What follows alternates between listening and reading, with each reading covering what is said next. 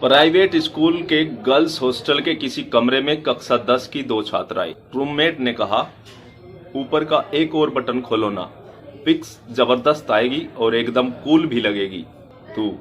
और रील पर बहुत सारे लाइक्स कमेंट्स भी आएंगे, रातों रात फेमस हो जाएगी तू। रिचा काल्पनिक नाम है ये, ना बाबा ना, अगर घर पर पता चल गया तो।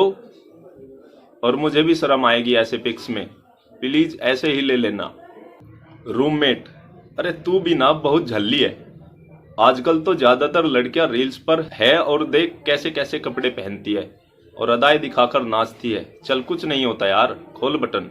रिचा काल्पनिक नाम जो है, शर्माते हुए बटन खोलकर रील्स बनवाने लगी।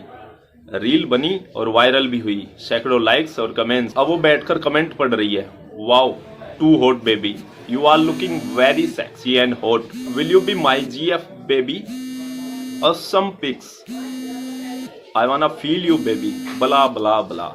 कमेंट्स पढ़कर आज रिचा 7वें आसमान पर है। उसे लग रहा है कि दुनिया की सबसे सुंदर लड़की वही है और शायद उसी के लिए परी शब्द बना है। इधर कस्बे में रिचा के घर एक जागरूक युवा आकर उसके माँ बाप को रिचा की रील और उस पर आए कमेंट्स दिखा रहा था।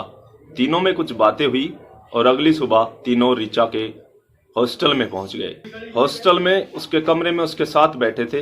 युवा का परिचय किसी दूर के रिश्तेदार के भतीजे के रूप में करवाया गया, जो आज शहर आ रहा था, जिसके साथ माँ पापा भी आ गए हैं।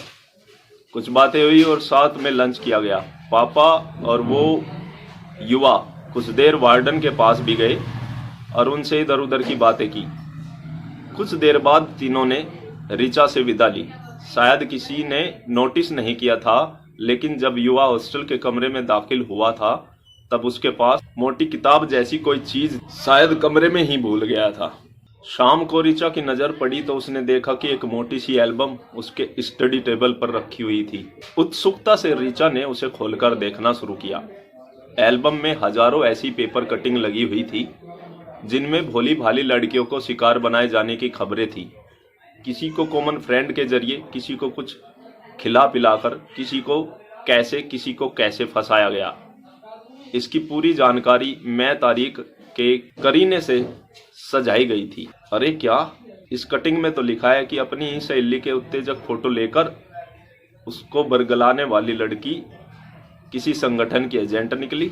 अरे बाप रे, ये मैं क्या कर रही थी, अच्छा हुआ समय रहते बच गई। रिचा ऐसे सहमे हुए ख्याल से लंबी सांस लेकर अपने आप को रिलैक्स महसूस करती है।